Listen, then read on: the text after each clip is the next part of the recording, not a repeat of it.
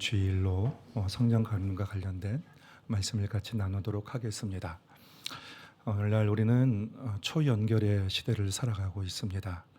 작은 스마트폰 하나로 지구 반대편에서 일어나고 있는 소식을 실시간으로 들을 수 있고, 또 SNS를 통해서 여러 모임들을 만들어서 수백 수천 명의 사람들과 연결돼서 관계를 형성하고 살아가고 있습니다. 하지만 역설적이게도 이 기술의 연결이 오히려 깊은 소통을 방해한 때도 있고, 서로 간에 더 심각한 단절을 가져오는 그런 현상이 또 곳곳에서도 나타나고 있습니다. 여러분, 이 장면을 보실지 모르겠지만 어느 식당에 나오는 모임에 가서도 사람들마다 자기 스마트폰 보기에 정신이 없고, 오히려 그 모임에서 다른 사람을 소외시키는 그런 결과를 가져오기도 합니다. 또 다양한 사람들과 어떤 소통을 가지기 위해서 많은 모임들을 가지게 되지만, 오히려 그것이 자기만의 벽을 만드는 그런 공간을 만들기도 합니다.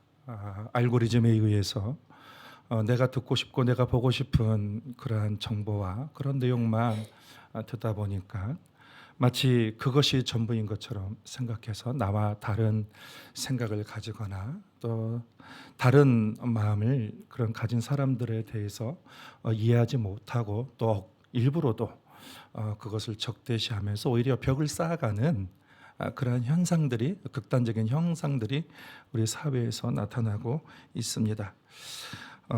소통의 그런 홍수 속에 있지만 인간 사이의 단절과 오해는 오히려 더 깊어져만 가고 있고, 같은 언어로 대화를 하지만 서로가 서로를 이해하지 못하고 대화가 통하지 않습니다. 정치, 사회와 그리고 노사 간의 그런 갈등 속에서도 서로 내 주장만 하고 내 말만 하지, 다른 사람이 어떤 생각을 가지고 있는지, 그 사람은 어떤 마음을 가지고 있는지에 대해서 별로 관심을 갖지 않고 서로 일방통행으로 자기만 주장하고 있는 그런 시대 속에 우리가 살고 있습니다. 그래서 연결이 과잉되고 넘치는 그런 소통의 그런 통로 속에서 살지만, 오히려 우리는 더 외로움과 고독감 그리고 고립감을 느끼는 그런 모순된 그런 일들을 우리가 경험하고 있습니다. 여러분, 이러한 모순된 모습과 이런 불일치의 모습들이 어디서부터 시작이 되었을까요? 오늘날 이러한 문제들은 비단 오늘만의 문제가 아니고 인류 초기, 인류가 시작할 때부터 오랫동안 곪아온 그러한 상처들입니다. 성경은 그러한 상처의 기원을 창세기 11장의 바벨탑까지 거슬러 올라가게 합니다. 그 바벨탑 전에 과거는 온 인류의 언어와 말하는 방식이 한 가지였습니다. 그런데 사람들은 메소포타미아의 문명의 발상지가 된 신할 평지의 거의 비옥한 땅과 넓은 땅에 거주하게 되면서 정착을 합니다. 그리고 거기서 고도의 건축 기술을 발명을 하게 됩니다. 돌로 지었던 건물을 벽돌을 굽고, 그리고 역청을 진흙 대신에 역청을 사용하는 그런 기술을 발명했습니다. 그래서 이들은 결심을 했습니다. 그것이 창세기 11장 4절입니다. 자, 성읍과 탑을 건설하여 그 탑 꼭대기를 하늘에 닿게 하여 우리 이름을 내고 온 지면에 흩어짐을 면하자. 하나님이 인류가 탑을 쌓는 그런 그 장면을 보시고서는 하나님이 조치를 취하십니다. 그들의 언어를 혼잡하게 해서 서로의 말을 알아듣지 못하게 하고, 그러한 소통의 단절로 인해서 그들이 하던 역사를 멈추게 되고, 그리고 흩어지게 됩니다. 그래서 그 성읍이 혼란하게 되다, 흩어지게 되다라는 의미로 바벨이라고 그렇게 지어졌습니다. 여러분, 사람이 탑을 쌓는 이 바벨 탑이 왜 문제가 되었을까요? 그들이 바벨탑을 쌓는 목적이 단순히 고도의 기술을 사용해서 더 위대한 그런 기술적인 업적을 이루내고자 하는 그런 목적이 아니었습니다. 성경은 말하기를 탑 꼭대기를 하늘에 닿게 하여 우리의 이름을 내고, 이 꼭대기를 하늘에 닿게 해서 하늘에 우리의 이름을 내겠다는 것입니다. 당시의 성경적 세계관에서 이 하늘은 하나님의 보좌고 하나님의 절대적인 주권이 다스리는 그러한 곳이었습니다.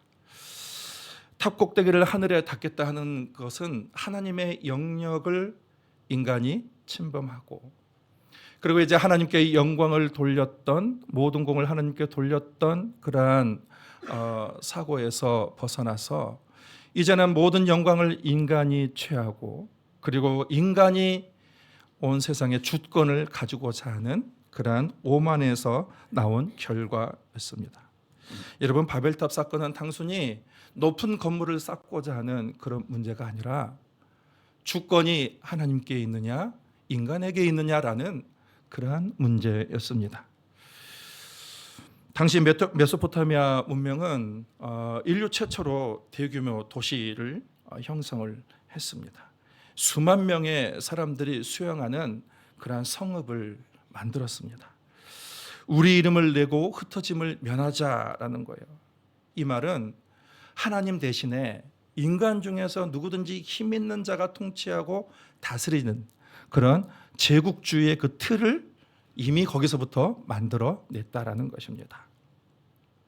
하나님은 인간이 주인이 되어 하나님이 없는 그러한 세상을 만들고자 하는 그 장면을 보시고, 그 교만을 꺾기 위해서 이제는 과거의 홍수라는 그러한 물로 심판하는 것이 아니라 언어를 혼잡하게 하셔서 온 지면에 흩어지게 만드는 그러한 심판을 하셨습니다.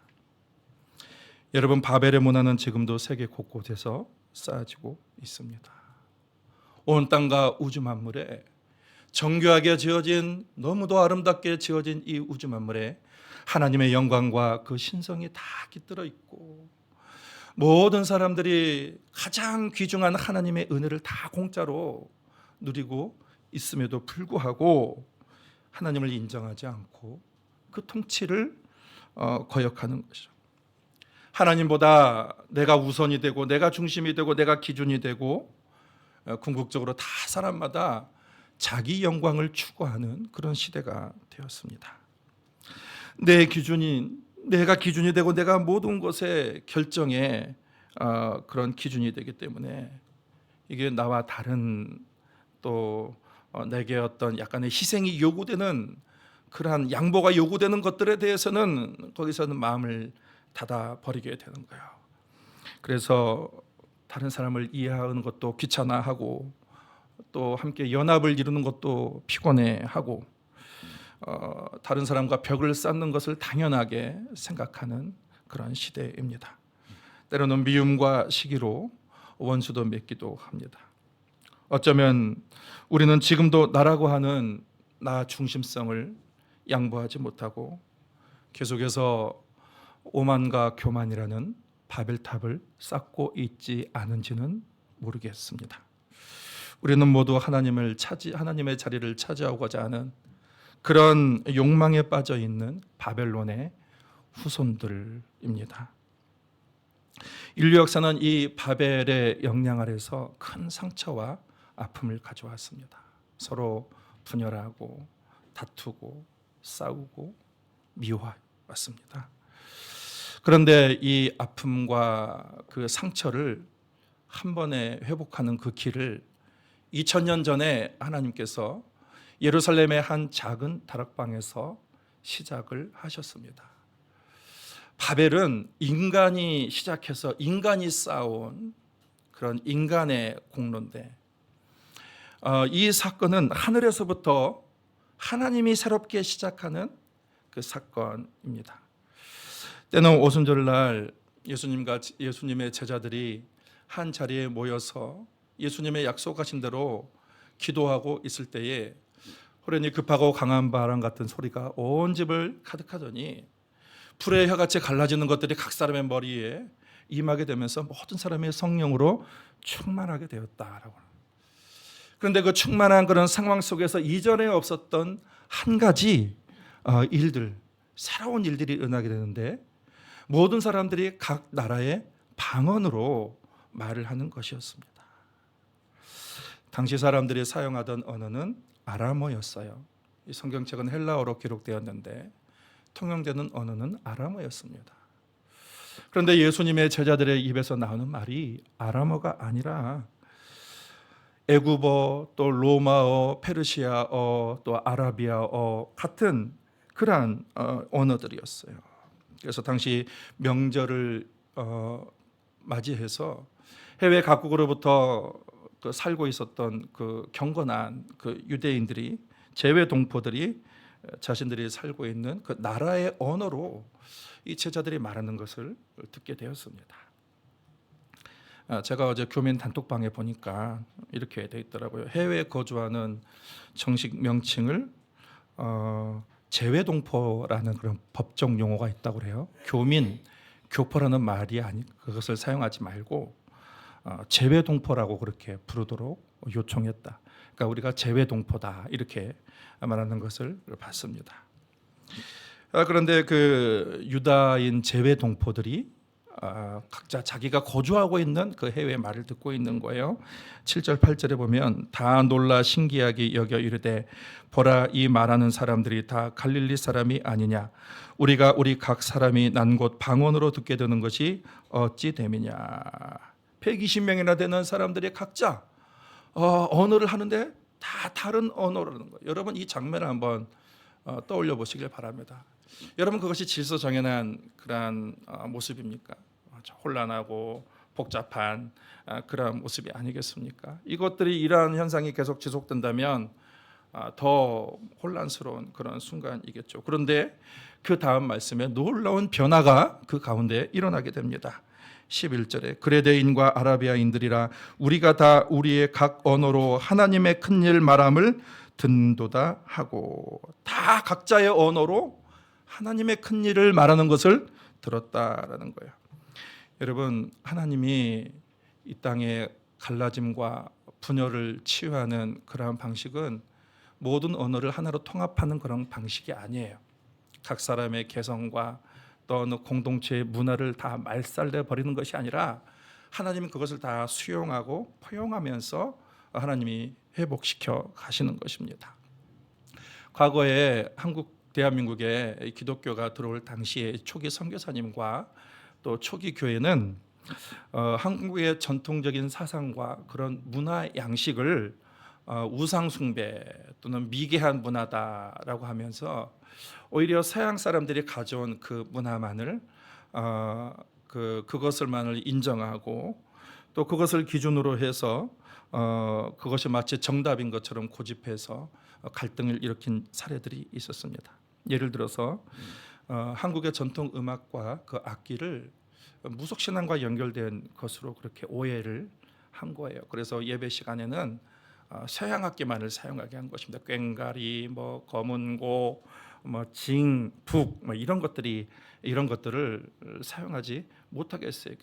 귀신의 악기다 그렇게 얘기를 한 것이죠. 그러면서 서양에서 가져온 피아노나 오르간만 마치 거룩한 악기인 것처럼 그렇게 오해를 하기도 했습니다만 그런 것들이 많은 갈등을 가져왔고 오늘날 우리 사회는 많은 변화가 있었고 이제는 그러한 생각들보다도 다양성을 수용하는 그런 쪽으로 많이 바뀌고 있습니다. 그럼에도 불구하고 여전히 교회 안에서는 또 과거의 문화를 여전히 고집하고 현대 문화를 받아들이지 않고자 하는 그러한 내용, 그러한 교회마다 또 그런 것들이 나타나는 현상이기도 합니다.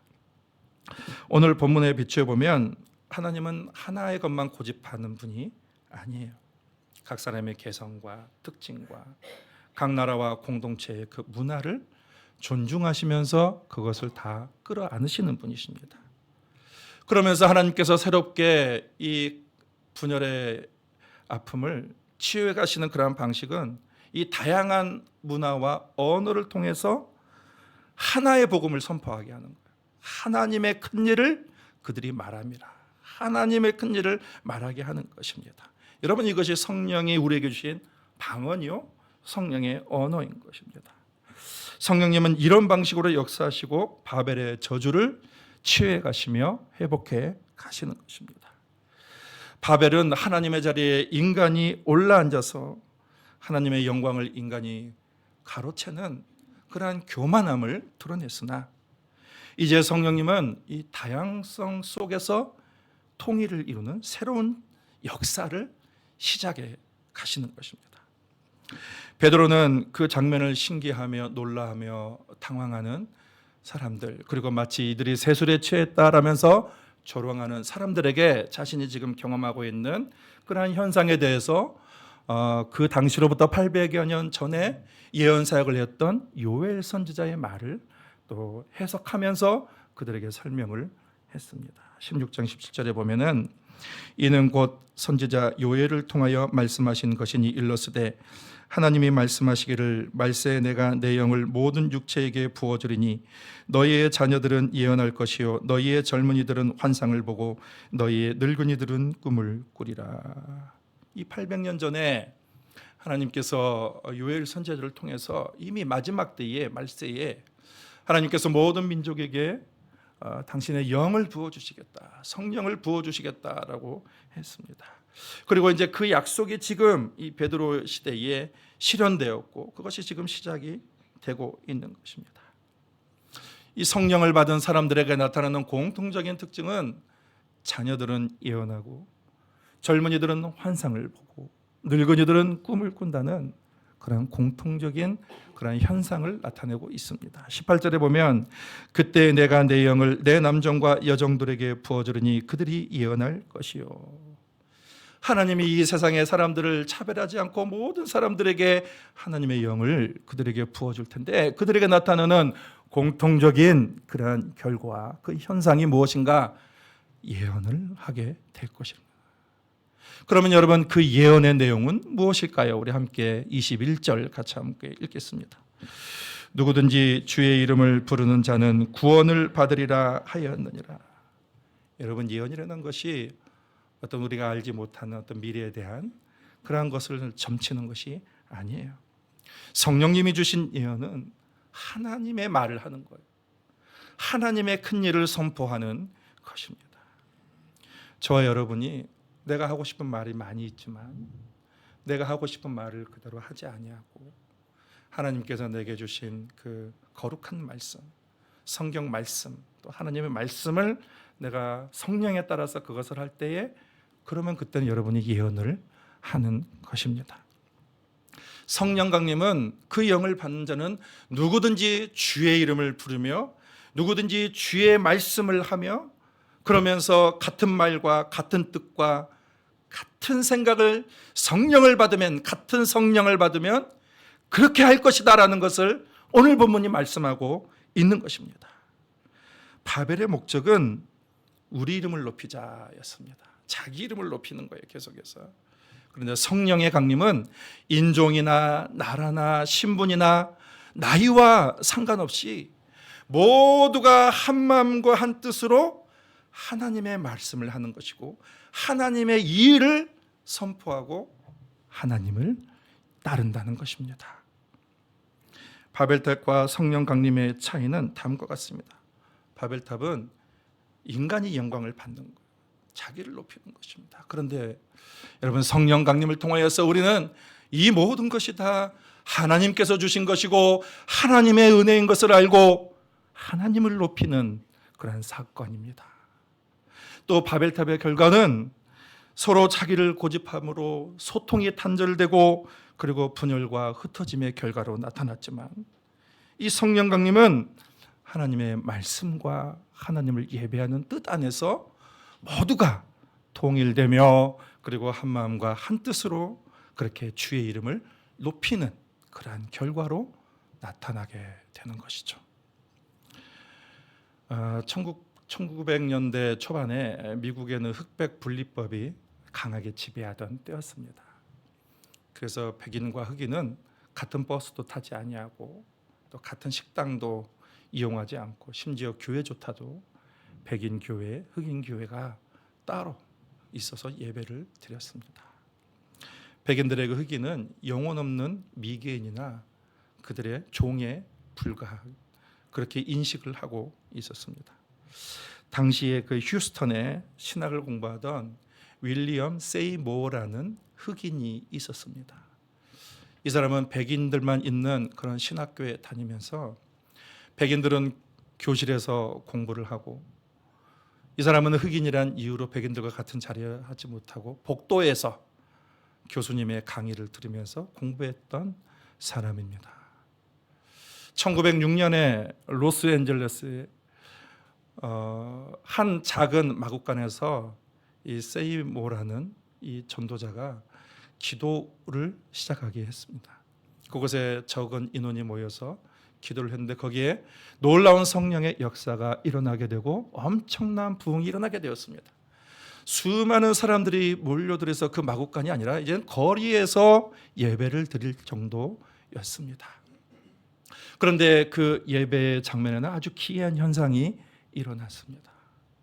부자인 그런 백인 그 사람이 흑인들 앞에서 무릎을 꿇고 내가 흑인들을 이용해서 이 부를 축적했다면서 흑인들을 괴롭힌 것에 대해서 사과를 하며 그들의 용서를 구하는 일도 있었고, 백인 판사와 흑인의 세탁소의 한 직원이 함께 손을 잡고 함께 하나님을 찬양하며 예배하는 그러한 모습. 백의 누월죄에 빠졌던 한 백인이 흑인인 이 세이모어라는 이 사람에게 안수를 받으면서 눈물을 흘리는 그러한 장면들이 펼쳐졌습니다. 이 한 신학자가 이 예배의 모습을 보면서 이렇게 기록했습니다. 아주사 거리에 가면 백인 우월주의도 흑인 노예도 존재하지 않는다. 거기에는 오직 예수 그리스도의 보혈만 흐리며 주의 이름만 높임을 받을 뿐이다 라고 기록을 했습니다. 아주사 거리의 예배는 인간의 법과 도덕과 정치가 해결할 수 없는 뿌리 깊은 그 원한을 치유하고 회복하는 사건의 자리였습니다. 그것은 성령의 임함으로 가능한 일이었습니다. 오늘날 우리는 이 사회를 살아가면서 바벨의 영향 아래 있습니다. 자기 이익과 욕망을 따라 사람들은 서로 찢어지고 스스로 자기가 옳다 하는, 그래서 자기를 높이는 교만과 자기 자랑의 말은 오히려 사람들 사이에 함께 편을 만들고 갈라지게 만들고 있습니다. 여러분, 성령님이 임하시면 어떻게 되는가? 그 모든 것들이 다 봉합되고 회복된다라는 것을 오늘 말씀을 통해서 우리에게 보여주고 계십니다. 그리고 모든 민족과 세대가 다 함께 고백해야 될 하나의 언어를 주셨으니 그것은 하나님은 살아계시다. 하나님의 은혜 아래 우리가 거하고 있고 하나님의 이름을 높이는 그 복음을 하나님께서 우리에게 주신 것입니다. 성령 안에 있는 사람은 더 이상 언어의 장벽, 민족의 장벽, 신분의 장벽이 문제가 되지 않습니다. 헬라를 사용하든 히브리어를 사용하든 아람어를 사용하든 한국어를 사용하든 영어를 사용하든 상관이 없습니다. 모두가 주의 이름을 부르는 자는 함께 구원을 받고 하나님의 자녀가 되는 하나의 공동체가 이루어진 것입니다. 여러분, 2000년 전에 제자들에게 임하였던 성령님은 오늘 우리에게 동일한 사명을 주고 계십니다. 원망과 비난과 내 편과 네 편과 시기와 분열을 일으키는 바벨탑의 원어를 지워버리고 성령을 따라 그리스도의 사랑을 높이고 용서와 화해와 이 사랑의 언어를 사용하도록 오늘 우리에게 촉구하고 계십니다. 오늘 우리는 빈들의 마른 불같이 시들은 나의 영혼에 성령의 단비를 부어달라고 그렇게 우리가 찬양을 했습니다. 여러분, 그렇습니다. 여러 가지 생각으로 사분오열된 이 공동체와 가정과 이 세상 속에서 오늘 우리는 오순절 마가의 다락방에 불었던 그 성령의 불이 임하도록 우리 교회와 가정과 이 민족과 이 세상 가운데 성령의 불이 임하도록 우리 다 같이 기도해야 될 것입니다. 그래서 우리는 이 갈라진 세상을 하나로 모으고 치유하여서 같은 마음과 같은 말과 같은 뜻으로 하나님의 위대한 뜻을 이뤄내는 귀한 하나님의 도구로 쓰임받기를 예수님의 이름으로 축복합니다. 아버지 하나님,